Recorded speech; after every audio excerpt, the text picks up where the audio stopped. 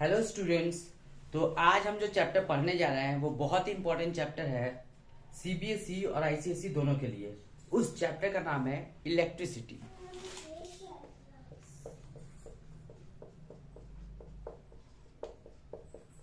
So what is electricity को जब पढ़ेंगे तो पहले हमें ये जानना है कि इलेक्ट्रिसिटी प्रोड्यूस कैसे होता है। इलेक्ट्रिसिटी दो टाइप का होता है। एक होता है स्टैटिक इलेक्ट्रिसिटी जो कि मूव करता नहीं है, और एक होता है करंट इलेक्ट्रिसिटी जो कि मूव करता है। तो स्टैटिक इलेक्ट्रिसिटी के एग्जांपल हम बता सकते हैं, जैसे बहुत सारे बच्चों ने क्लास में किया होगा, कैसे कोम लेके माथा में रगड़ते हैं और फिर टाइनी बिट्स ऑफ पेपर के पास लाते हैं तो tiny bits of paper attract हो जाता है, वो है स्टैटिक इलेक्ट्रिसिटी। पर जरूरी नहीं है कि स्टैटिक इलेक्ट्रिसिटी बहुत कम ही हो।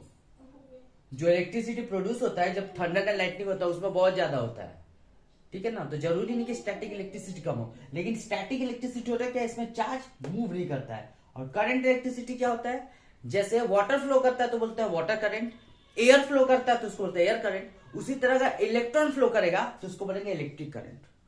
Flow of electron constitute electric current. Flow of electrons constitute electric current.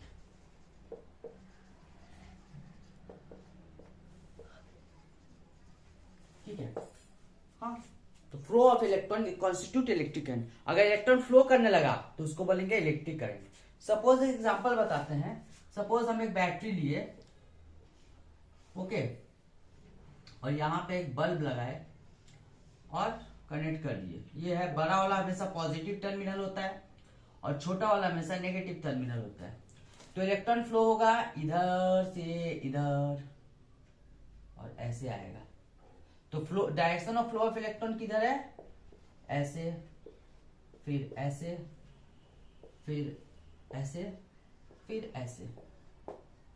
और करंट का डायरेक्शन क्या है, करंट को आई से डिनोट करते हैं। करंट का डायरेक्शन ऐसे जाएगा, फिर ऐसे, फिर ऐसे, फिर ऐसे, फिर ऐसे, फिर ऐसे। मतलब इलेक्ट्रॉन का डायरेक्शन इधर से इधर और करंट का ठीक उल्टा, इधर से उधर। मतलब what is the conventional direction of current, अगर कोई पूछे तो हम लिख सकते हैं the conventional direction of current is taken from the positive terminal of the battery to the negative terminal of the battery. The conventional direction of current is taken opposite to the direction of the flow of electrons। ठीक है, ये I hope आपको समझ में आ गया होगा कि what is the conventional direction of current. It is from the positive terminal to the negative terminal. यहाँ पे क्या होता है ना, इलेक्ट्रॉन प्रोटॉन में अट्रैक्शन होता है तो इधर से इलेक्ट्रॉन आ नहीं पाता है ड्यू टू सम रीजन। तो इलेक्ट्रॉन क्या होता है, इलेक्ट्रॉन इलेक्ट्रॉन से रिपल्सन होता है, इधर से आके फिर इधर पे पहुंचता है।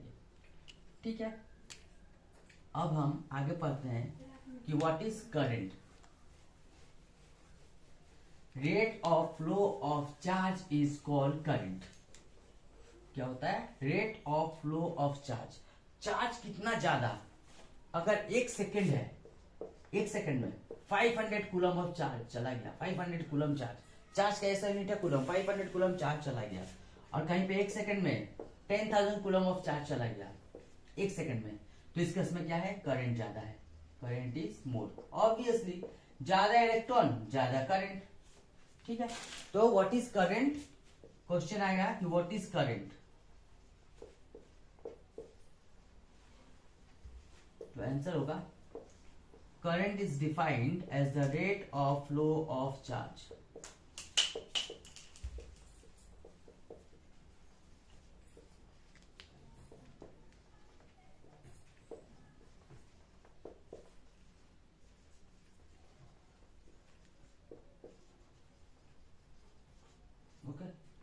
आई को करंट से डिनोट करते हैं, is equal to q by t लिख सकते हैं। करंट का ऐसा यूनिट क्या होता है, नहीं पता तो जान लीजिए एम्पियर। चार्ज का ऐसा यूनिट क्या होता है, नहीं पता तो जान लीजिए कूलम। और टाइम का ऐसा यूनिट तो सेकंड, सबको ही पता होगा। ओके, अब नेक्स्ट क्वेश्चन ये आता है कि what do mean by 1 ampere of current. What do mean by 1 ampere of current. ठीक है, नेक्स्ट क्वेश्चन आता है जो इंपॉर्टेंट है कि what do you mean by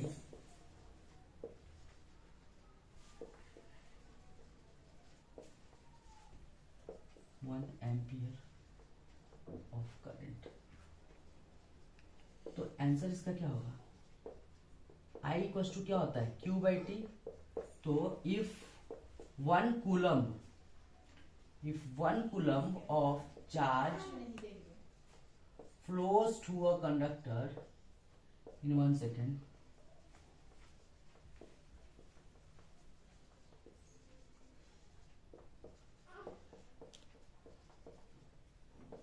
then the current is said to be of 1 ampere. Okay, अगर 1 coulomb का charge 1 second में फ्लो होता है तो इसको हम बोलते हैं 1 एम्पियर। ठीक है।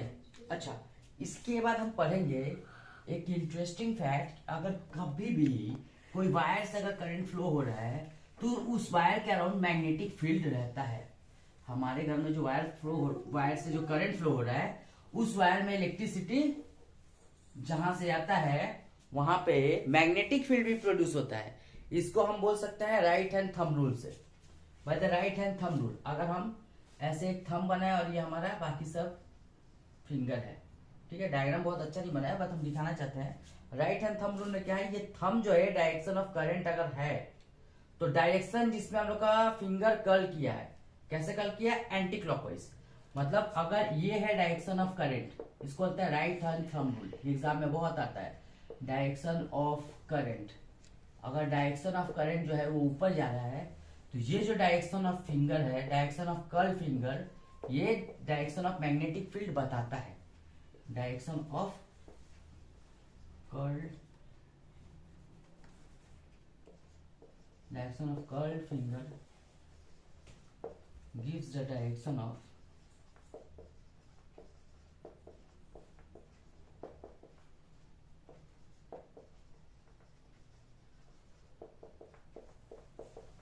मतलब ये है राइट हैंड थंब रूल। मतलब अगर करंट ऊपर जा रहा है तो डायरेक्शन ऑफ करंट क्या होगा? Anti clockwise. ऐसे भी हम दे सकते हैं, अगर करंट का डायरेक्शन जो है, एक रूल है ऐसे, ये क्या है? क्लॉकवाइज जा रहा है ना, ऐसे करके क्लॉकवाइज जा रहा है ना। तो अगर करंट का डायरेक्शन क्लॉकवाइज है तो ये कैसा पोल है? South pole. अगर करंट का डायरेक्शन एंटी क्लॉकवाइज आ रहा है, ठीक है, एंटी क्लॉकवाइज जा रहा है, तो ये क्या बनता है? North pole. मतलब अगर करंट का डायरेक्शन क्लॉकवाइज है, अगर if the direction of current का डायरेक्शन अगर क्लॉकवाइज है तो वो कैसा पोल बनेगा मैग्नेट का? South pole. अगर करंट का डायरेक्शन एंटी क्लॉकवाइज है, कैसा डायरेक्शन है करंट का? करंट का डायरेक्शन कैसा है? Anti clockwise. वो क्या बनेगा? North pole. ओके, तो ये था। अब हम थोड़ा सा आगे पढ़ेंगे। इसके बाद का जो रूल है बहुत ही इंपॉर्टेंट रूल है। उस रूल का नाम है Fleming's left hand rule. Fleming's left hand rule में क्या होता है कि अगर हम लेफ्ट हैंड को स्ट्रेच करें in such a way that middle finger, forefinger या इंडेक्स फिंगर और थंब ऐसे रहे कि तीनों mutually perpendicular to each other है। ये देख सकते हैं यहाँ पे ये 90 डिग्री बना रहा है और ये इससे 90 डिग्री बना रहा है। तो अगर ये फिंगर देता है मैग्नेटिक फील्ड का डायरेक्शन, ये देता है डायरेक्शन ऑफ करंट, तो ये देगा मोशन ऑफ द कंडक्टर, है ना। ये ऐसे ऐसे और थंब को हम थोड़ा सा ऐसे दिखाते हैं। तो ये क्या दिया है? Direction of magnetic field. ये डायरेक्शन ऑफ करंट, तो ये देगा direction of the motion of the conductor. इसके बेसिस पे क्या बनता है? मोटर जिससे कि पंखा चलता है, ये बताएगा मोशन ऑफ द कंडक्टर।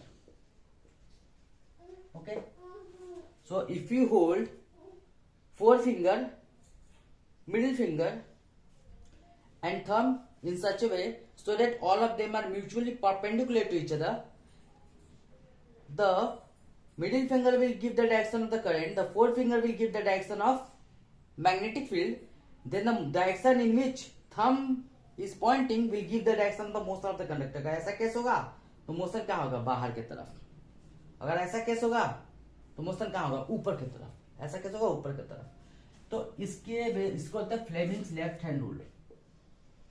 इसको बोलते हैं फ्लेमिंग्स लेफ्ट हैंड रूल। और ये अप्लाई किस में होता है? इलेक्ट्रिक मोटर में।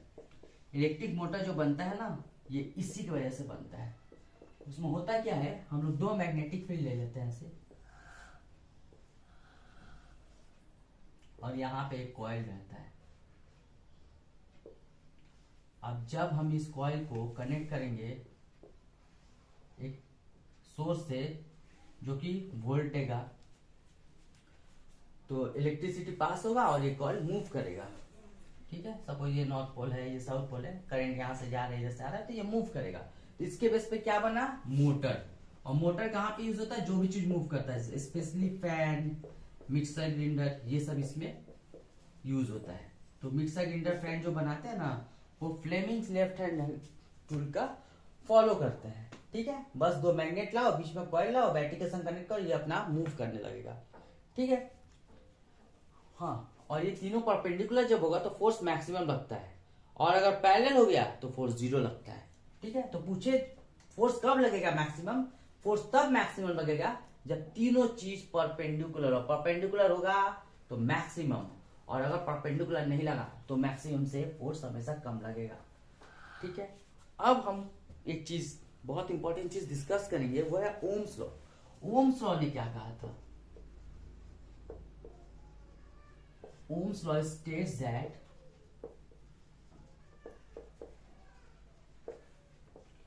temperature and other physical condition remaining constant,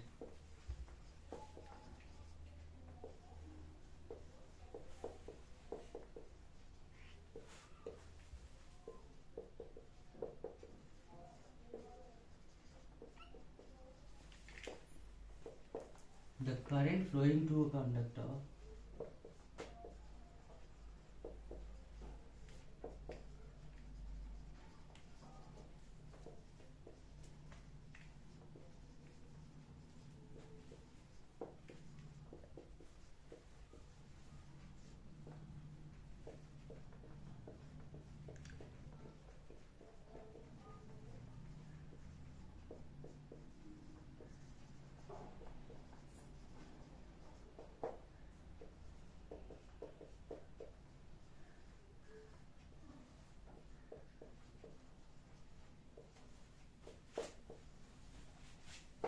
तो ओम्स लॉ ने ये कहा था कि temperature and other physical condition remaining constant, the current flowing to a conductor is directly proportional to the potential difference across its ends. Okay, मतलब जितना ज्यादा potential difference हो उतना ज्यादा क्या होगा? करंट। मतलब potential difference is directly proportional to current. जितना ज्यादा पोटेंशियल डिफरेंस, अगर हम एक बैटरी लगाते हैं, जो सपोज एवरेडी का आता, निपो का आता, ड्यूरासेल का आता, कोई भी कंपनी का आता, तो 1.5 वोल्टेज का अगर है, 2 लगा देंगे तो 3 वोल्टेज, 3 लगा देंगे तो 4.5, 4 लगा देंगे तो 6 वोल्टेज। और जितना ज्यादा वोल्टेज लगाएंगे उतना ज्यादा करंट फ्लो होगा। तो वोल्टेज बढ़ाने से करंट फ्लो होगा, बैटरी बढ़ाने से ज्यादा करंट मिलेगा। कॉमन सा बात है ये सब, तो है कि नहीं? तभी तो ज्यादा बैटरी लगाते हैं, बड़ा बड़ा सेल में ज्यादा बैटरी लगाते हैं, क्योंकि वोल्टेज ज्यादा होगा तो करंट ज्यादा मिलेगा हम लोग को। ठीक है, यही है ओम्स लॉ। अच्छा, अब बहुत एक क्वेश्चन आता है, what are ohmic conductors? Student सोचता है कि बाप रे बाप ये क्या क्वेश्चन आ गया, जबकि है कुछ नहीं। Ohmic conductors are those conductors which follows Ohm's law. सीधा साधा बात है। ओमिक कंडक्टर क्या है? ये एक ओमिक कंडक्टर का हम डायग्राम बना रहे हैं, कितना इजी है। ये V है, अगर ये I है तो स्ट्रेट जाएगा, मतलब ये ओमिक कंडक्टर है। एग्जांपल ऑफ ओमिक कंडक्टर क्या है? Ohmic conductor are the conductors which obeys Ohm's law. So ohmic conductor follows Ohm's law. और इसका एक एग्जांपल अगर पूछ दिया एग्जाम में तो क्या लिखेंगे? इसका अगर एग्जांपल पूछ दिया कि क्या एक ओमिक कंडक्टर एग्जांपल दे सकते हैं, तो इसका एग्जांपल है मेटल्स। और मेटल्स में लिख दो कॉपर, सिल्वर, गोल्ड, एल्यूमिनियम, कुछ भी लिख दो, मेटल्स में आ जाएगा। ओमिक कंडक्टर ही है। ठीक है, अब हम लोग आगे पढ़ते हैं। अच्छा, ओमिक कंडक्टर का ऐसा ग्राफ है, ये ओमिक कंडक्टर था। नॉन ओमिक कंडक्टर का ग्राफ पता है क्या? स्ट्रेट बनेगा ही नहीं, वह ऐसे करके बन जाएगा। ठीक है, ये V है I, तो ये क्या है? Non ohmic conductor. ठीक है, I hope you understood this. Okay, straight रहेगा तो ओमिक, ग्राफ स्ट्रेट रहेगा तो ओमिक, ग्राफ ऐसे स्ट्रेट नहीं रहेगा नॉन ओमिक। बहुत जेंट्स में डर जाते हैं, इसमें डरने का कोई बात ही नहीं है। ठीक है, नेक्स्ट, अब हम करते हैं फ्लेमिंग्स राइट हैंड रूल। वो फ्लेमिंग्स लेफ्ट हैंड रूल का ही मतलब उसी का कन्वर्स टाइप का थ्योरम बोल सकते हैं हम लोग। क्या होता है फ्लेमिंग्स राइट हैंड रूल में? क्या होता है Fleming's right hand rule? Fleming's right hand rule में क्या होता है कि हम लोग फोर फिंगर मिडिल फिंगर और थंब को ऐसे लेंगे कि तीनों परपेंडिकुलर हो। अगर थंब पॉइंट करता है डायरेक्शन ऑफ द कंडक्टर, ये फोर फिंगर पॉइंट करता है in the direction of magnetic field, तो ये देगा डायरेक्शन ऑफ द करंट। ये जो मिडिल फिंगर है it will give the direction of current. मतलब इससे क्या हम लोग फाइंड आउट करते हैं? फाइंड आउट क्या करते हैं इससे? Direction of current. किसका डायरेक्शन फाइंड आउट करते हैं? Direction of current. Direction of current I से डिनोट करते हैं, ठीक है। और फ्लेमिंग्स लेफ्ट हैंड रूल से क्या निकालते थे? मोशन ऑफ द कंडक्टर, पंखा किस डायरेक्शन में चलेगा वो किसके ऊपर डिपेंड करेगा? Fleming's left hand rule. Direction of current, generator किसमें यूज होता है? एसी मोटर, जनरेटर मोटर में यूज होता है। फ्लेमिंग्स लेफ्ट हैंड रूल में यूज होता है मोटर, और जनरेटर यूज होता है फ्लेमिंग्स राइट हैंड रूल के वजह से। अच्छा, अब हम पढ़ेंगे what do mean bye potential at a point. ये हम बताना भूल गए थे, अभी वो बताना चाह रहे हैं कि potential at a point is defined as the amount of work done in moving a unit positive charge from infinity to that point। मतलब कि एक पॉइंट है, हम इंफिनिटी मतलब बहुत दूर सन से एक पॉजिटिव चार्ज को इस पॉइंट पे लेके आए, तो इसको लेके आए हम कुछ काम किए, तो हम जो काम किए दैट इज कॉल्ड पोटेंशियल। ये जो काम किए ना इसी काम को बोलेंगे पोटेंशियल एट अ पॉइंट। इसको बोलेंगे पोटेंशियल एट अ पॉइंट, ठीक है। अच्छा, अब हम पढ़ेंगे कि रेजिस्टेंस क्या होता है। What is resistance? Resistance is the obstruction given to the flow of current. अगर करंट जा रहा है तो उसको कोई रेजिस्टेंस देगा, मतलब उसको कोई रोकेगा, तो क्या होगा? उसकी वजह से हीट प्रोड्यूस होता है, ठीक है ना। What is resistance? Resistance is the obstruction given to the flow of current. Resistance is the obstruction given to the flow of current।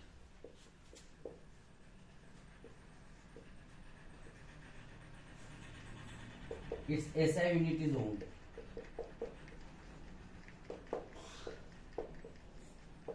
तो पुराने जमाने में लोग क्या करते हैं ना, हीटर यूज करते थे, उसमें हीटर यूज करते थे। हीटर में कौन सा वायर यूज करते थे? नाइक्रोम का वायर। नाइक्रोम का वायर यूज करते थे, क्यों? इसमें हीट जाता था, रेजिस्टेंस हाई होता था, गर्म होता था और खाना बन जाता था। लेकिन बात है कि बहुत ज्यादा इलेक्ट्रिसिटी लेता था। इलेक्ट्रिसिटी क्या है? Electricity is a form of energy. अब इलेक्ट्रिक एनर्जी किसमें कन्वर्ट हो रहा है? यहाँ पे हीट एनर्जी में। अब बहुत ज्यादा इलेक्ट्रिसिटी लेता था। घर में अगर आपका 2000 5000 बिल आ रहा है, अगर 5000 बिल आ रहा है तो 20,000 आने लगेगा अगर इसको ज्यादा यूज करने लगे तो। या फिर इलेक्ट्रिक आयरन में भी कुछ ऐसा वायर होता है जो इलेक्ट्रिसिटी को कन्वर्ट कर देता है हीट में। इसलिए बेकार का इलेक्ट्रिक आयरन नहीं चलाना चाहिए, जितना काम हो उतना चलाना चाहिए, ठीक है। हीटर भी जितना काम उतना ही चलाना चाहिए, ओके। क्योंकि ये थोड़ा ज्यादा एनर्जी कंज्यूम करता है और इलेक्ट्रिक एनर्जी को हीट एनर्जी में कर देता है। और पहले एक बल्ब यूज होता था, इलेक्ट्रिक बल्ब, उसके अंदर होता था टंगस्टन। तो टंगस्टन क्यों यूज होता है भाई इसमें? टंगस्टन इसलिए यूज होता है क्योंकि टंगस्टन ऐसा सब्सटेंस है जिसके अंदर से इलेक्ट्रिसिटी पास हो तो बहुत ज्यादा रेजिस्टेंस था, हाई रेजिस्टेंस की वजह से ये ग्लो होता था और इसका मेल्टिंग पॉइंट बहुत हाई होता था, मेल्ट भी नहीं होता था, लाइट भी देता था पर गर्म हो जाता था बल्ब। तो हम लोग को बहुत सारा इलेक्ट्रिसिटी हीट एनर्जी में चलाता था जो कि हम लोग को चाहिए नहीं था। तो इसके लिए अब हम लोग एलईडी बल्ब यूज करने लगे हैं जो उतना हॉट नहीं होता है, मतलब इलेक्ट्रिसिटी को कन्वर्ट करके हीट एनर्जी में कन्वर्ट नहीं करता है। एलईडी बल्ब क्या करता है? इलेक्ट्रिक एनर्जी को हीट एनर्जी में कन्वर्ट नहीं करता है, ठीक है। तो हम लोग अब इसको यूज करते हैं एलईडी बल्ब को, ठीक है। अच्छा, अब एक क्वेश्चन आता है कि व्हाट इज फ्यूज? फ्यूज क्या है? फ्यूज एक ऐसा सेफ्टी डिवाइस है जो घर में लगा रहता है। Fuse is an alloy of lead and tin. What is fuse? तो fuse is an alloy. What are alloys? Fuse is an alloy of lead and tin. तो इसका क्या प्रॉपर्टी होता है? पहला तो इसका हाई रेजिस्टेंस बहुत हाई होता है, ठीक है, रेजिस्टेंस बहुत हाई होता है और मेल्टिंग पॉइंट बहुत लो होता है।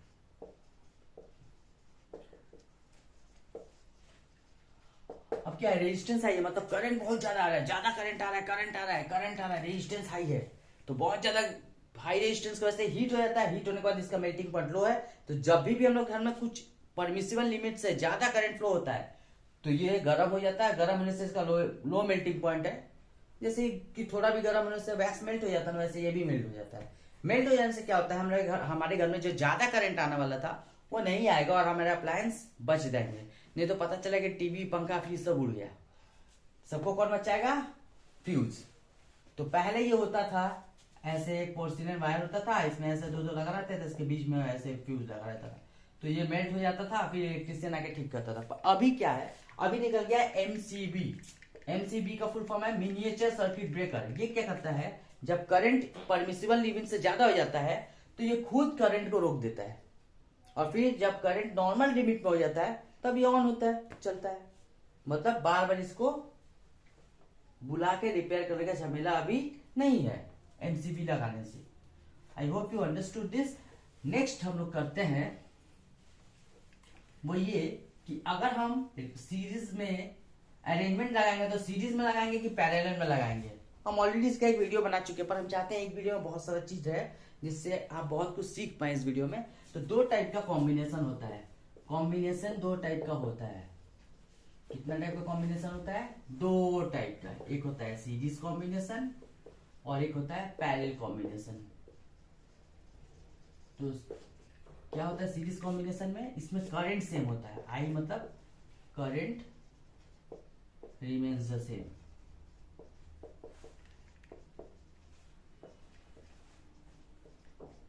बट प्रॉब्लम क्या है, equivalent resistance becomes much more. Resistance बहुत ज्यादा हो जाता है, but equivalent resistance becomes much more.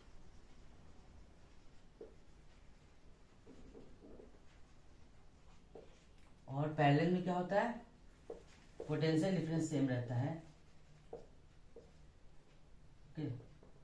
But equivalent resistance become very less.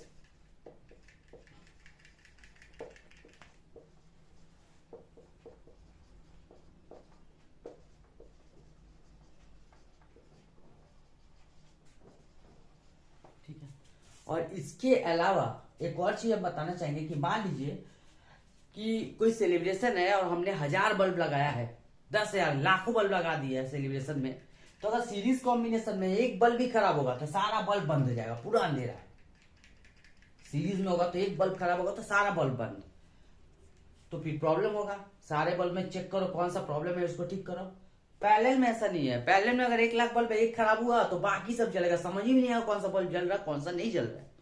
तो पैरेलल कॉम्बिनेशन इज बेटर, इसलिए क्योंकि एक बल्ब अगर खराब होता है तो other bulb will continue to burn.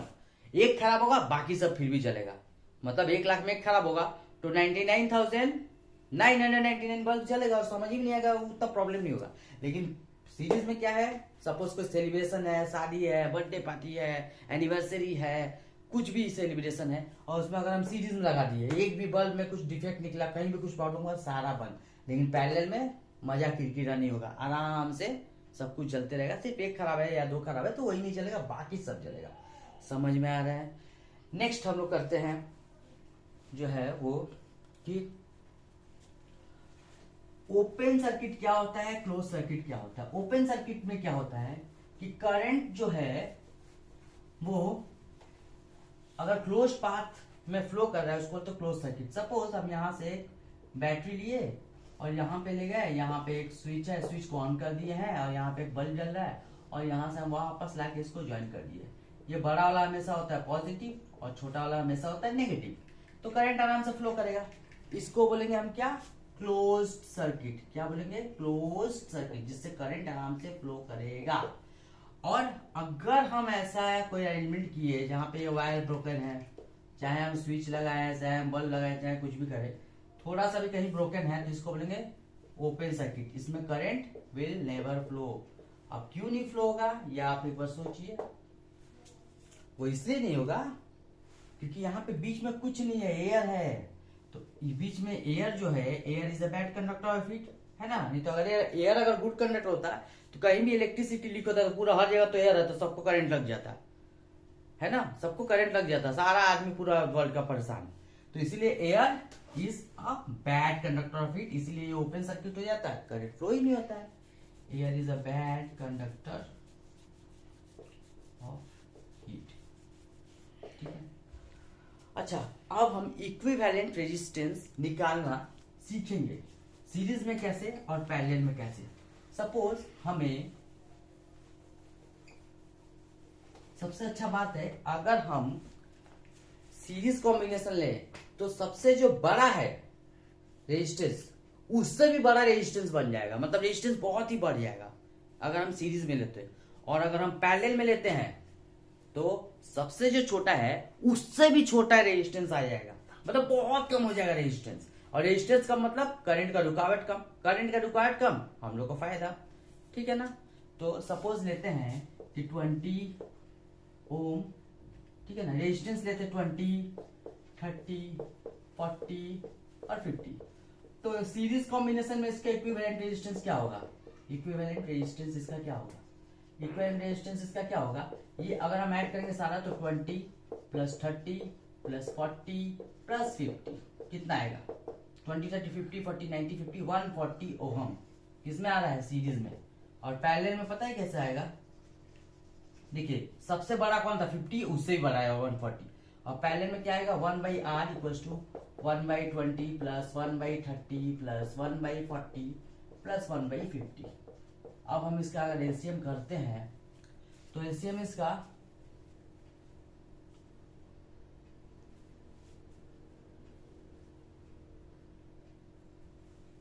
450 आएगा, आई थिंक, नहीं 450 कितना आता है एलसीएम में देख लेते हैं, 20, 30, 40, 50।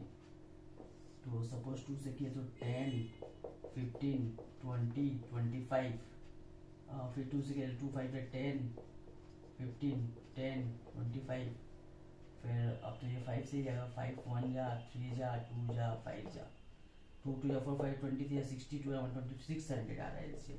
तो एलसीएम 600 आएगा तो ये आएगा 30, ये आएगा 20, ये आएगा 15 और ये आएगा 12, 30, 50, 65, 12, 77/600।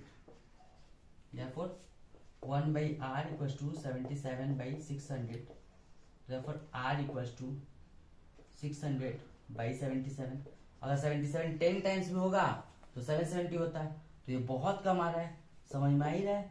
इक्विवेलेंट रेजिस्टेंस पैरेलल में बहुत ही कम आता है।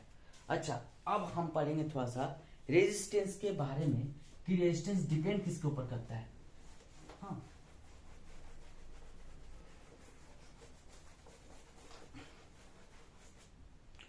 Resistance is directly proportional to the length of the wire. अगर लेंथ ऑफ द वायर जितना हम बढ़ाएंगे रेजिस्टेंस उसका उतना ही बढ़ते जाएगा, बहुत ज्यादा हो जाएगा। Resistance is inversely proportional to the area of the cross section. Area of cross section जितना बढ़ेगा रेजिस्टेंस उतना ही कम हो जाएगा। अगर हम दोनों को मिला दें तो R इक्वल्स टू हो जाएगा rho into L/A। This rho is called resistivity of material, जो कि हमेशा सेम रहता है। एक इंपॉर्टेंट क्वेश्चन बता रहे हैं, बहुत बार ऐसे कंफ्यूज करने के लिए क्वेश्चन आ ही सकता है कि एक वायर था, wires length is triple and area is double.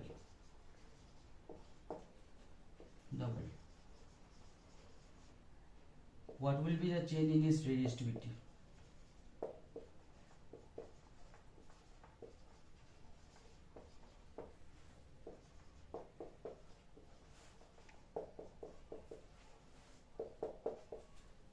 पता है आंसर क्या होगा? लेंथ को ट्रिपल करेंगे, एरिया को डबल करेंगे तो रेजिस्टिविटी क्या होगा पता है? रेजिस्टिविटी विल रिमेन सेम, क्योंकि रेजिस्टिविटी डिपेंड करता है मटेरियल के ऊपर। Resistivity will remain the same, resistivity will remain the same.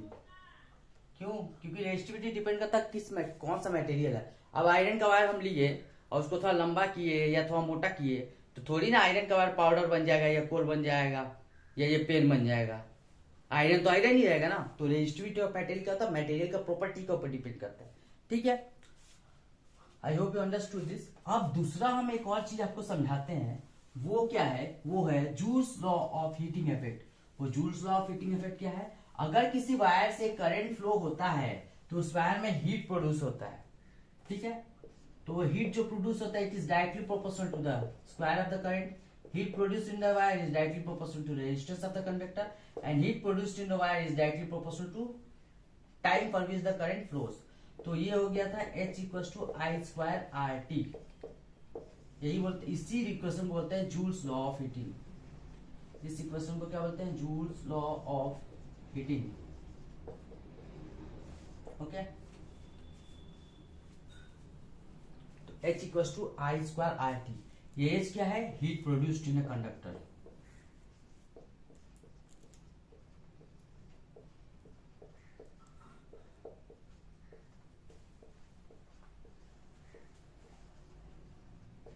I क्या है, करंट। R क्या है, रेजिस्टेंस। और T क्या है, time for which the current flows.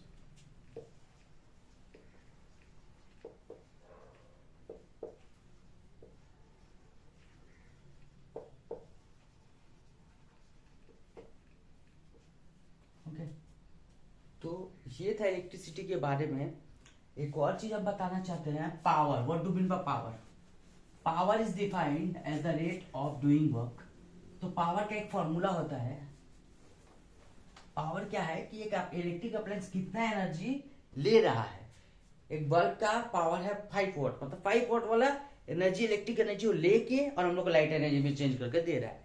तो पावर क्या होता है, पावर का फॉर्मूला होता है V into I, voltage into current.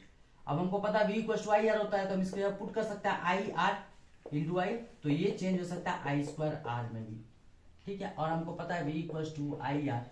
Okay, तो I इक्वल टू लिख सकते हैं हम V बाई आर। तो यहाँ पे P इक्वल टू वी आई है, तो I के पे हम लिख सकते हैं V बाई आर। तो P इक्वल टू हो सकता है V स्क्वायर बाई आर। और ये SI यूनिट ऑफ पावर क्या है, what. What is the SI unit of power? SI unit of power is watt। और एक रिलेशन याद करना है आपको कि 1 किलोवाट इक्वल्स टू 1000 वॉट।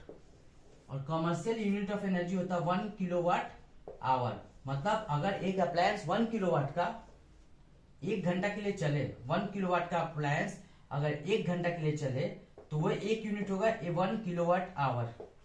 इसी के बेस पे हम लोग का इलेक्ट्रिसिटी निकलता है, इसको बोलते हैं 1 यूनिट।